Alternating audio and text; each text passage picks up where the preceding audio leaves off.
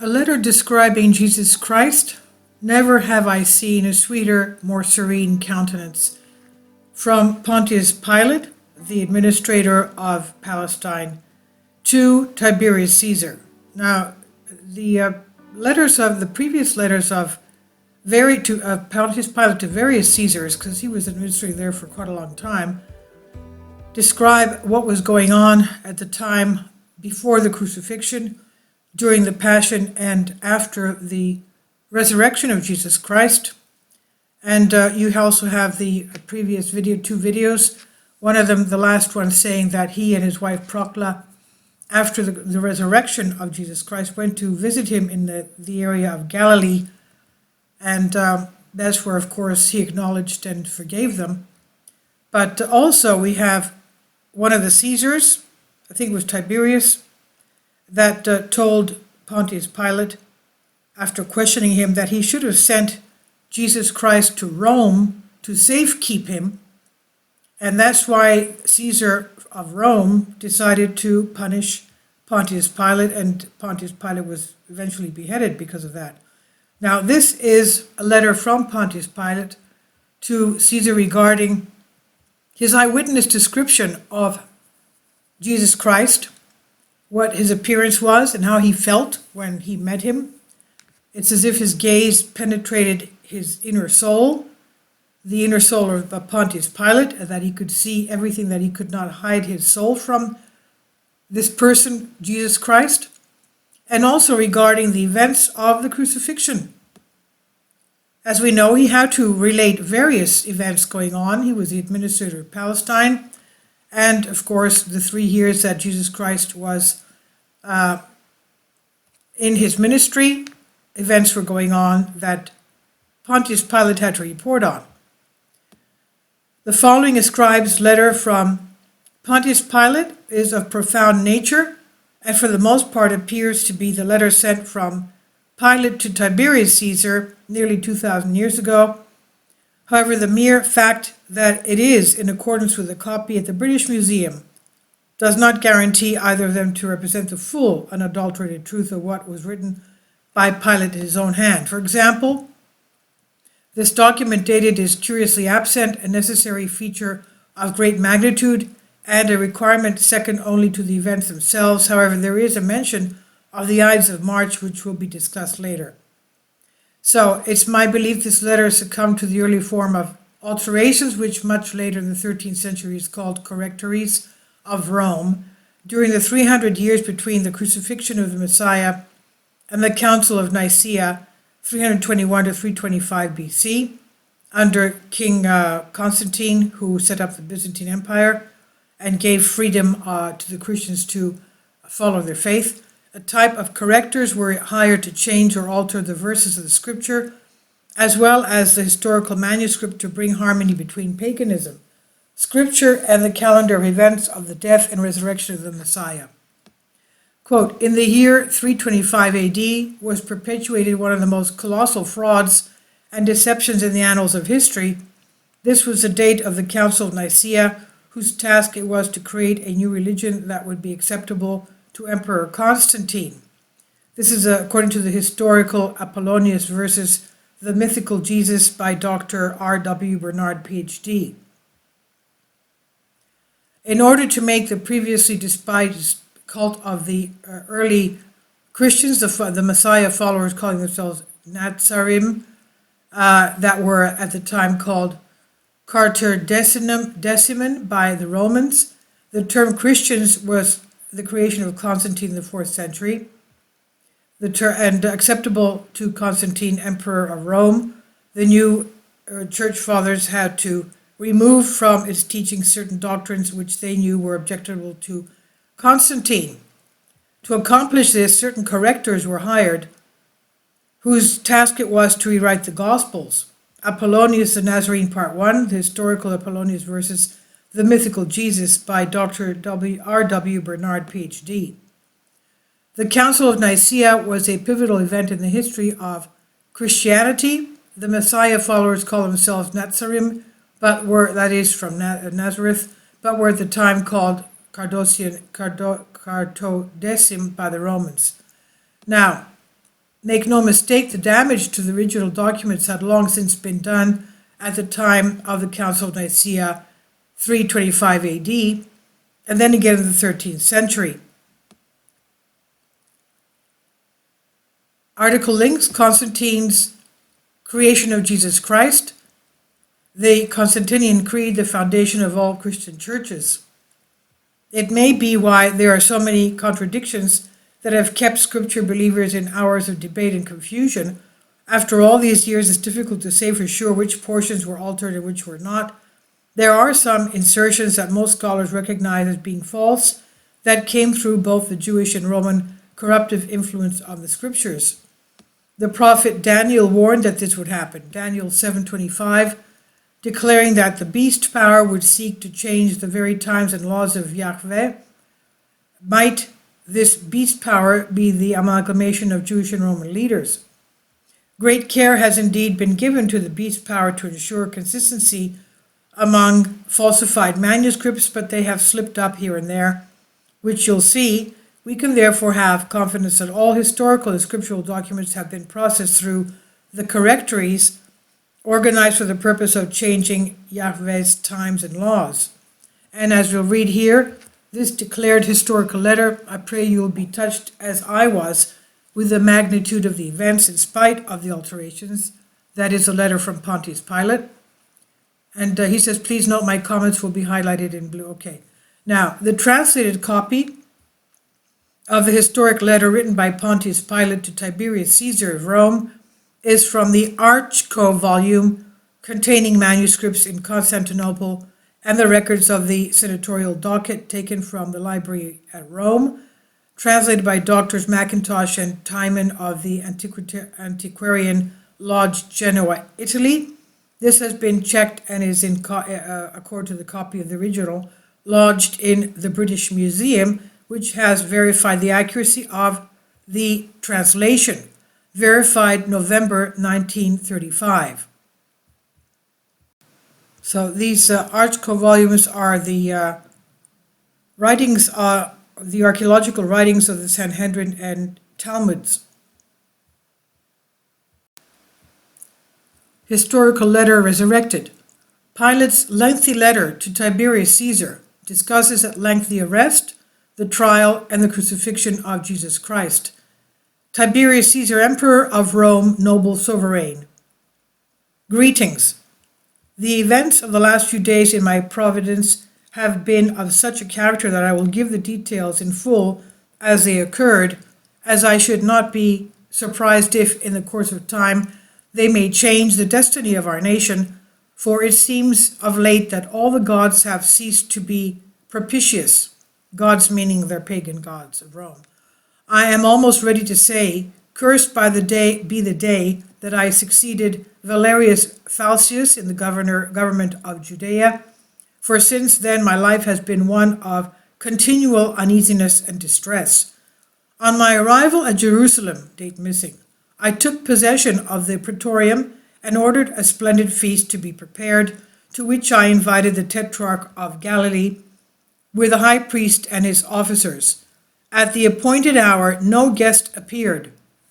This I considered an insult, offered my dignity and the whole government which I represent. A few days later, the high priest designed to pay me a visit. His deportment was grave and deceitful. He pretended that his religion forbade him and his attendants to sit at the table of the Romans and eat and offer libations with them, but this was only sanctimonious seeming, for his very countenance betrayed his hypocrisy. Although I thought it expedient to accept his excuse, from that moment I was convinced that the conquered had declared themselves the enemy of the conquerors, the Romans that is. And I would warn the Romans to beware of the high priests of this country. They would betray their own mother to gain office and a luxurious living. It seems to me that of conquered cities, Jerusalem is the most difficult to govern. So turbulent are the people that I live in momentary dread of an insurrection. I have not soldiers sufficient to suppress it, and I had only one centurion and 100 men at my command. I requested reinforcement from the prefect of Syria, who informed me that he had scarcely troops sufficient to defend his own province. An insatiate thirst for conquest to extend our empire beyond the means of defending it, I fear, will be the cause of the final overthrow of our whole government. I lived secluded from the masses, for I do not know what those priests might influence the rabble to do, yet I endeavored to ascertain, as far as I could, the mind and standing of the people. I was told it was Jesus. Among the various rumors that came to my ears, there was one in particular that attracted my attention. A young man, it was said, appeared in Galilee preaching with a noble unction a new law in the name of God who had sent him. At first I was apprehensive that his design was to stir up the people against the Romans, but my fears were soon dispelled. Jesus of Nazareth spoke neither as a friend of the Romans than of the Jews. Jesus of Nazareth spoke rather as a friend of the Romans than of the Jews. One day, in passing by the place of Siloé, where there was a great concourse, the name choice of Jesus for the Messiah would never have been used by Pilate, who would certainly have used the real Hebrew name Yeshua, or at the least a Roman spin on it, but never the Greek name for Zeus. Apparently this was added. It's an apt example of the work of correctories. So, Yeshua. Whilst these appalling scenes of nature were transpiring, there was a dreadful of people. I observed in the midst of the group a young man who was leaning against a tree, calmly addressing the multitude. I was told it was Jesus. This I could easily have suspected, so great was the difference between him and those listening to him. His golden-colored hair and beard gave him the appearance of a celestial aspect. He appeared to be about 30 years old. Never have I seen a sweeter or more serene countenance. What a contrast between him and his hearers, with their black beards and tawny complexions. Unwilling to interrupt him by my presence, I continued to walk, but signified to my secretary to join the group and listen. My secretary's name is Manlius. He is the grandson of the chief of the conspirators who encamped in Etruria, waiting for Catiline. Manlius had been for a long time an inhabitant of Judea and is well acquainted with the Hebrew language. He was devoted to me and worthy of my confidence. On entering the praetorium, I found Manlius, who related to me the words Jesus had pronounced at Siloé. Never have I read in the works of the philosophers anything that can compare to the maxims of Jesus.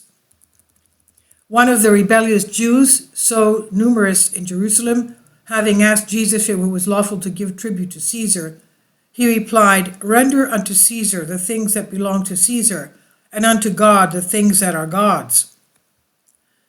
I extended to him my protection. It was on account of his sayings that I granted so much liberty to the Nazarene, for it was in my power to have him arrested and exiled to Pontius, but that's around the Black Sea area, northern Turkey today, and exiled him to Pontus, but that would have been contrary to the justice which has always characterized the Roman government in all its dealings with men. This man was neither seditious nor rebellious. I extended to him my protection, unknown perhaps to himself. He was at liberty to act, to speak, to assemble, to address the people, and to choose disciples, unrestrained by any praetorian mandate. Should it ever happen, may the gods avert the omen, should it ever happen, I say that the religion of our forefathers will be supplanted by the religion of Jesus. It will be to this noble toleration of that Rome shall owe her premature death, while I, miserable wretch, will have been the instrument of what the Jews call providence, with a capital P, and we call destiny. This unlimited freedom granted to Jesus provoked the Jews, not the poor, but the rich and powerful. It is true that Jesus was severe on the latter, and this was a political reason, in my opinion, for not restraining the liberty of the Nazarene. "Scribes and Pharisees," he would say to them, "you are a race of vipers. You resemble painted sepulchres. You appear well unto men, but you have death within you. At other times he would sneer at the alms of the rich and proud, telling them that the mite of the poor was more precious in the sight of God. Complaints were daily made at the praetorium against the insolence of Jesus. I was even informed that some misfortune would befall him, that it would not be the first time that Jerusalem had stoned those who call themselves prophets. An appeal would be made to Caesar. However, my conduct was approved by the Senate, and I was promised reinforcement after the termination of the Parthian War. Being too weak to suppress an insurrection, I resolved upon adopting a measure that promised to restore the tranquility of the city without subjecting the praetorium to a humiliating concession. I wrote to Jesus requesting an interview with him at the praetorium. He came. You know that in my veins flows the Spanish mixed with Roman blood, as incapable of fear as it is of weak emotion.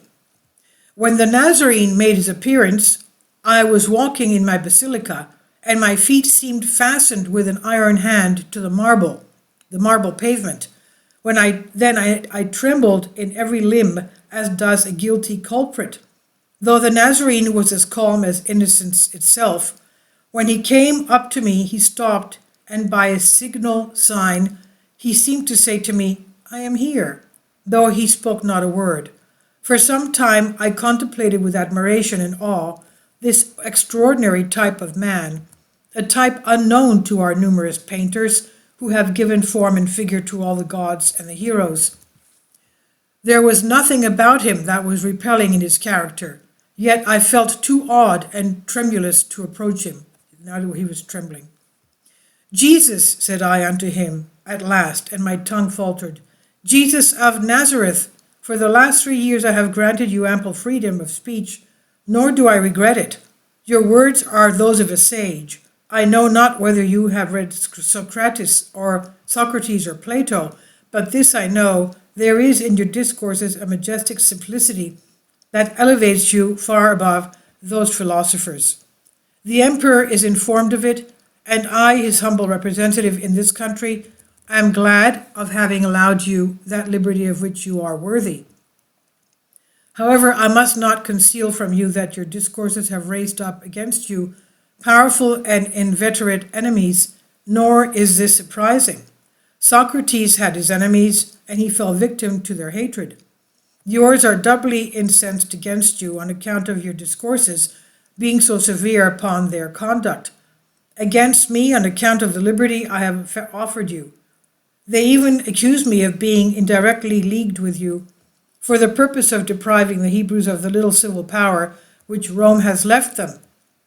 My request, I do not say in order, is that you be more circumspect and moderate in your discourses in the future, and more considerate of them, lest you arouse the pride of your enemies, and they rise against you, the stupid populace, and compel me to employ the instruments of law. End quote. The Nazarene calmly replied, Prince of the earth, your words proceed not from true wisdom. Say to the torrent to stop in the midst of the mountain gorge. It will uproot the trees of the valley. The torrent will answer you this, that it obeys the laws of nature and the Creator. God alone knows whither flow the waters of the torrent. Verily I say unto you, before the rose of Sharon blossoms, the blood of the just shall be spilled. Although this may have been said between the fall and spring just prior to Passover, the writer says, this example appears out of place for the very reason that the rose of Sharon blooms in the fall, a full 5 to 6 months after Passover and the crucifixion. This makes this statement an example of fabrication. A better and more accurate example would easily have been given by the Messiah, such as the barley or wheat harvest that does occur in spring following Passover. Now, going to the letter, quote, your blood shall not be spilled, end quote, said I with deep emotion. Quote, you are more precious in my estimation on account of your wisdom than all of the turbulent and proud Pharisees who abuse the freedom granted them by the Romans. They conspire against Caesar and convert his bounty into fear, impressing the unlearned that Caesar is a tyrant and seeks their ruin. Insolent wretches, they are not aware that the wolf of the Tiber River of Rome, sometimes clothes himself with the skin of a sheep to accomplish his wicked designs. I will protect you against them. My praetorium shall be an asylum both day and night." End quote. That which is written in the books of the prophets must be accomplished. Jesus carelessly shook his head and said with a grave and divine smile, "When the day shall come, there will be no asylum for the Son of Man, neither in the earth nor under the earth. The asylum of the just is there, pointing to the heavens.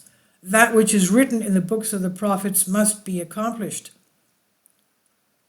Pilate said, "Young man," I answered mildly, "you will oblige me to convert my request into an order. The safety of the province which has been confided to my care requires it. You must observe more moderation in your discourses. Do not infringe my order. You know the consequences. May happiness attend you. Farewell. I came not to bring war unto the world, but peace, love, and charity." And Jesus replied, "Peace of the Prince of the earth, I come not to bring war unto the world, but peace, love, and charity. I was born the same day on which Augustus Caesar gave peace to the Roman world. Persecutions proceed not from me. I expect it from others, and I will meet it in obedience to the will of my Father, who has shown me the way. Restrain therefore your worldly prudence. It's not in your power to arrest the victim at the foot of the tabernacle of expiation." So saying, he disappeared like a bright shadow beneath the curtains of the basilica, to my great relief, for I felt a heavy burden on me, of which I could not relieve myself in his presence. Jesus appeared to be one of those great philosophers that great nations sometimes produce. To Herod, who then reigned in Galilee, the enemies of Jesus addressed themselves to wreak their vengeance on the Nazarene. Had Herod consulted his own inclinations, he would have ordered Jesus immediately to put to death. But though proud of his royal dignity, yet he hesitated to commit an act that might lessen his influence with the Senate, or like me, was afraid of Jesus.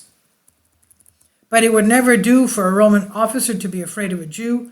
Previously to that, Herod called on me at the praetorium, and on rising to take leave, after some trifling conversation, asked me what was my opinion concerning the Nazarene. I replied that Jesus appeared to me to be one of those great philosophers that great nations sometimes produce, that his doctrines were by no means sacrilegious, and that the intentions of Rome were to leave him to that freedom of speech which was justified by his actions. Herod smiled maliciously and saluted me with ironical respect and departed. Clamoring for the death of the Nazarene, the great feast of the Jews was approaching, meaning Passover, and the intention was to avail themselves of the popular exaltation which always manifests itself at the solemnities of the Passover. The city was overflowing with a tumultuous populace clamoring for the death of the Nazarene. My emissaries informed me that the treasury of the temple had been employed in bribing the people. The danger was pressing. A Roman centurion had been insulted. I wrote to the prefect of Syria for 100 foot soldiers and as many cavalries, and he declined. I saw myself alone with a handful of veterans in the midst of a rebellious city, too weak to suppress an uprising, and having no choice left but to tolerate it. They had seized upon Jesus, and the seditious rabble, although they had nothing to fear from the praetorium, believed, as their leaders had told them, that I winked at their sedition, continued vociferating, "Crucify him, crucify him." 3 powerful parties had combined together at the time against Jesus. First, the Herodians and the Sadducees, whose seditious conduct seemed to have produced from double motives. They hated the Nazarene and were impatient of the Roman yoke. They never forgave me for having entered the holy city with banners that bore the image of the Roman emperor, and although in this instance I had committed a fatal error, yet the sacrilege did not appear less heinous in their eyes. Another grievance also ranked in their bosoms. I had proposed to employ a part of the treasure of the temple in erecting edifices for public use. My proposal was scorned. The Pharisees were the avowed enemies of Jesus. They cared not for the government. They bore the bitterness, the severe reprimands, with bitterness the severe reprimands which the Nazarene for the 3 years had been continually giving them wherever he went. Timid and too weak to act by themselves, they had embraced the quarrels of the Herodians and the Sadducees. Besides these three parties, I had to contend against the reckless and profligate populace, always ready to join sedition and profit by the disorder and confusion that resulted therefrom. Condemned to death, Jesus was dragged before the high priest and condemned to death. It was then that the high priest Caiaphas performed a divisive act of submission. He sent his prisoner to me to confirm his condemnation and secure his execution. I answered him that as Jesus was a Galilean, the affair came under Herod's jurisdiction and ordered him to be sent thither. The wily tetrarch professed humility, and protesting his deference to the lieutenant of Ceasar, he committed the fate of a man to my hands, and soon my palace assumed the aspect of a besieged citadel. Every moment increased the number of malcontents. Jerusalem was inundated with crowds from the mountains of Nazareth. All Judea appeared to be pouring into the city. Beware, beware, and touch not that man, for he is holy. I had taken a wife from among the Gauls, that is France, who pretended to see into futurity. Weeping and throwing herself at my feet, she said to me, Beware, beware, and touch not that man, for he is holy. Last night I saw a vision. He was walking on the water. He was flying on the wings of the wind. He spoke to the tempest and to the fishes of the lake. All were obedient to him. Behold, the torrent of Mount Kedron flows with blood. The statues of Caesar are filling with geminide. The columns of the interim have given way, and the sun is veiled in mourning like a vestal in the tomb. Ah, Pilate, evil awaits thee. If thou wilt not listen to the vows of thy wife, dread the curse of a Roman Senate, dread the frowns of Caesar. And she was right. She was definitely right. See the videos before this one. 2 videos today. By this time, the marble stair groaned under the weight of the multitude. The Nazarene was brought back to me. I proceeded to the halls of justice, followed by my guard, and asked the people in the severe tone what they demanded. The death of the Nazarene, was the reply. For what crime? He blasphemed. He has prophesied the ruin of the temple. He calls himself the Son of God, the Messiah, the King of the Jews. Roman justice, said I, punishes not such offenses with death. Crucify him, cried the relentless rabble. The vociferations of the infuriated mob shook the palace to its foundations. There was but one who appeared to be calm in the midst of the vast multitude. It was the Nazarene. After many fruitless attempts to protect him from the fury of his merciless prosecutors, I adopted a measure which at the moment appeared to me to be the only one that could save his life. I proposed a measure, as it was their custom, to deliver a prisoner on such occasions, to release Jesus and let him go free, that he might be the scapegoat, as they called it. But they said Jesus must be crucified, and then spoke to them of the inconsistency of their course as being incompatible with their laws, showing that no criminal judge could pass sentence on a criminal unless he had fasted 1 whole day, and that the sentence must have the consent of the Sanhedrin and the signature of the president of that court, that no criminal could be executed on the same day his sentence was fixed, and the next day, on the day of his execution, the Sanhedrin was required to review the whole proceeding. Also, according to their law, a man was stationed at the door of the court with a flag, and another a short way off on horseback, to cry the name of the criminal and his crime, and the names of his witnesses, and to know if anyone could testify in his favor. And the prisoner on his way to execution had the right to turn back 3 times and to plead any new thing in his favor. I urged all these pleas, hoping that they might awe them into subjection, but they cried, Crucify him, crucify him. I then called for a basin and washed my hands. I then ordered Jesus to be scourged, hoping this might satisfy them, but it only increased their fury. I then called for a basin and washed my hands in the presence of the clamorous multitude, thus testifying that in my judgment, Jesus of Nazareth had done nothing deserving of death. but in vain. It was his life these wretches thirsted for. Often in our civil commotions have I witnessed the furious anger of the multitude, but nothing could be compared with what I witnessed on this occasion. It might have been truly said that all the phantoms of the infernal regions had assembled at Jerusalem.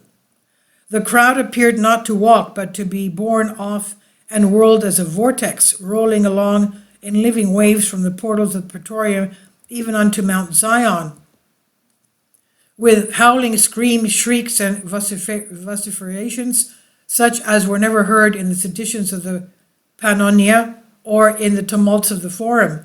By degrees the day darkened like a winter's twilight, such as had been at the death of the great Julius Caesar. It was likewise the Ides of March. Now, second, the statement, it's not the Ides of March, actually, NASA came out with a calculation that this took place on April 10th, 31 AD. Okay? So, now, Pilate, a continued governor of the rebellious province, was leaning against a column of my basilica, contemplating athwart the dreary gloom of these fiends of Tartarus dragging to execution the innocent Nazarene. All around me was deserted. Jerusalem has vomited forth her indwellers through the funeral gates that led to Germanica. An air of desolation and sadness enveloped me. My guards had joined the cavalry, and the centurion, with a distressed play of power, was endeavoring to keep order. I was left alone, and my breaking heart admonished me that what was passing at that moment pertained rather to the history of the gods than that of men. A loud clamor was heard proceeding from Golgotha, which, borne on the wind, seemed to announce an agony such as was never heard by mortal ears. Dark clouds lowered over the pinnacle of the temple, and setting over the city covered it as with a veil. So dreadful were the signs that men saw both in the heavens and on earth, that the Dionysius the Areopagite is reported to have been exclaimed, either the author of nature is suffering, or the universe is falling apart. And Dionysius the Areopagite, he was an astronomer at that time, 26 years old, in Alexandria, Egypt, and he figured, this is what he said, either the author of nature is suffering or the universe is falling apart. He later came to Athens, and in the area under the Acropolis, he erected a statue to the unknown God. And when St. Paul, as I'm saying this to you, my hair is standing on end. At that time, the Apostle Paul was there giving a lecture, a sermon on Jesus Christ's crucifixion and resurrection. And he said, you Greeks don't know, you have all these statues of all these gods, but the biggest God is this unknown God, the statue of this unknown God. And young Dionysius, the astronomer, was there listening to the sermon, and he became one of Apostle Paul's apostles in Athens.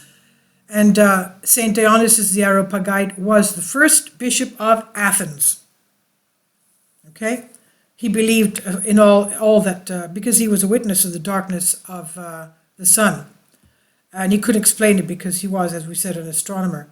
Now, whilst these appalling scenes of nature were transpiring, there was a dreadful earthquake in Lower Egypt, which filled everybody with fear and scared the superstitious Jews almost to death.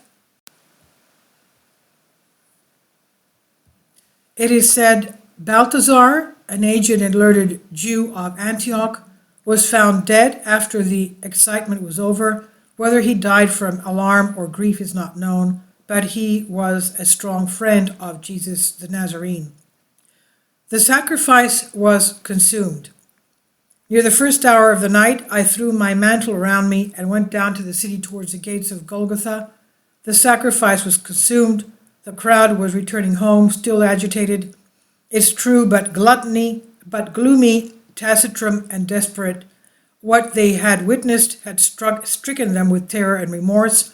I also saw my little Roman cohort pass by mournfully, the standard-bearer having veiled his eagle in token of grief, and I overheard some of the Jewish soldiers murmuring strange words which I did not understand. Others were recounting miracles very like those which have so often smitten the Romans by the will of gods. Sometimes groups of men and women would halt and remain motionless in expectation of witnessing some new prodigy. They all slunk off like cowardly curs. I returned to the praetorium, sad and pensive. On ascending the stairs, the steps of which were still stained with blood of the Nazarene, I perceived an old man in a suppliant posture, and behind him several Romans in tears. He threw himself at my feet and wept most bitterly. It is painful to see that an old man weep, and my heart is already overcharged with grief. We, though strangers, wept together, and in truth, it seemed that the tears lay very shallow that day with many whom I perceived in the vast concourse of people. I never witnessed such an extreme revulsion of feeling. Those who betrayed and sold him, those who testified against him, those who cried, "Crucify him, we have his blood," all slunk off like cowardly curs and washed their teeth with vinegar. As I am told that Jesus taught a resurrection and a separation after death, if such be the fact, I am sure it commenced in this vast crowd. "Father," I said to him, after gaining control of my feelings, "who are you and what is your request?" "Permission to bury Jesus of Nazareth." "I am Joseph of Arimathea," he replied. "I am come to beg of you, upon bended knees, the permission to bury Jesus of Nazareth." "Your prayer is granted," I said to him, and I ordered Manlius to take some soldiers with him and superintend the interment, lest it should be profaned. A few days after the sepulchre was found empty, his disciples proclaimed all over the country that Jesus had risen from the dead, as he had foretold. This created more excitement even than the crucifixion.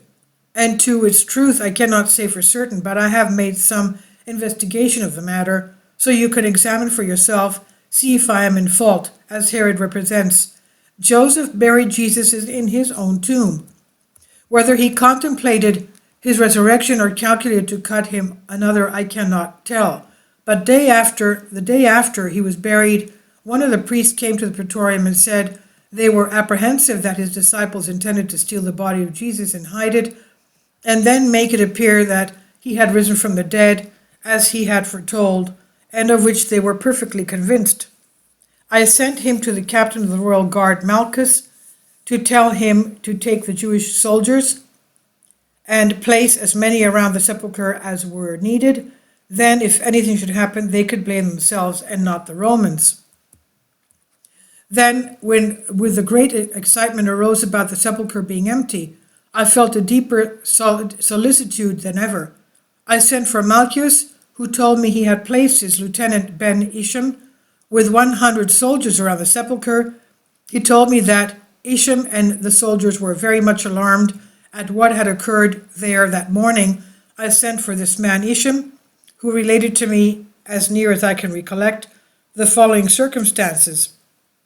He said that about the beginning of the 4th watch, he saw a soft and beautiful light over the sepulchre. He had first thought the women had come to embalm the body of Jesus, as was their custom, but he could not see how they had gotten through the guards. While these thoughts were passing through his mind, behold, the whole place was lighted up, and there seemed to be crowds of the dead in their graves clothed. All seemed to be shouting and filled with ecstasy, while all around and above was the most beautiful music he had ever heard, and the whole air seemed to be full of voices praising God. At this time, there seemed to be, that's the hosts of angels. At this time, there seemed to be a reeling and swimming of the earth, thus the moving of the Holy Spirit. Okay, that's what happened at Jesus Christ's birth as well. That's what we see in that's what we say in the Christian Orthodox liturgy, when heaven descends on earth and heaven and earth co-dance together. That's the swaying of the Holy Spirit. The whole air seemed to be full of voices praising God, and at this time there seemed to be a reeling and swimming of the earth, so that he turned so sick and faint that he could not stand on his feet. He said the earth seemed to swim from under him, and his senses left him so that he knew not what did occur. I asked him if he could not have been mistaken as to the light. Was it not day that was coming in the east? He said at first he thought of that, but at a stone's cast it was exceedingly dark. And then he remembered it was too early for the day. I asked him if this dizziness might not have come from being awakened and getting up too suddenly, as it sometimes had the effect.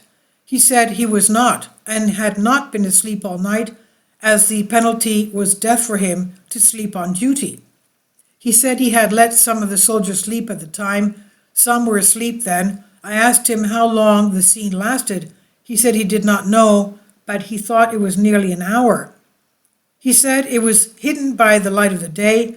I asked him if he went to the sepulchre after he had come to himself. He said no, because he was afraid.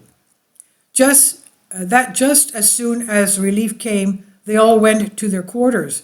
I asked him if he had been questioned by the priests. He said he had. They wanted him to say that it was an earthquake and that they were asleep, and offered him money to say that the disciples came and stole Jesus. But we saw no disciples. He did not know that the body was gone until he was told. I asked him what was a private opinion of those priests he had conversed with. He said that some of them thought that Jesus was no man, that he was not a human being, that he was not the son of Mary, that he was not the same that was said to be born of the Virgin in Bethlehem, that the same person had been on earth before with Abraham and Lot, and that many times and places. In other words, that he was God. It seemed to me that if the Jewish theory is true, these conclusions are correct, for they are in accord with the man's life, as is known and testified by both friends and foes, for the elements were no more in his hands than the clay in the hands of a potter. He could convert water into wine. He could change death into life, disease into health. He could calm the sea still, the storms, call up fish with a silver coin in his mouth. Now I say, if he could do all these things, which he did, and many more, as the Jews all testify, and is doing these things that created this enmity against him, he was not charged with criminal offenses, nor was he charged with violating any law, nor of wrongdoing any individual in person, and all these facts are known to thousands, as well as by his foes and by his friends. I am almost ready to say, as did Manlius at the cross, truly this was the Son of God. Now, noble sovereign, this is as near the facts in the case as I can arrive at, and I have taken pains to make the statement very full, so that you may judge of my conduct upon the whole, as I hear Antipater has said many hard things of me in this matter. With a promise of faithfulness and good wishes to my noble sovereign, I am your obedient servant, Pontius Pilate.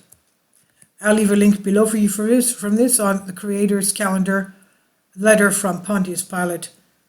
Please leave your comments. Thank you for your support. It's written by a website by K. Powers. God bless you and give you strong faith to you and your loved ones. Thank you. Kindly support my Patreon account. The daily posts are 5 videos daily, and they are totally different from what I have on my YouTube channel. Thank you so much for your support and that you find all my content so interesting. You'll find the Patreon account details in the description box below.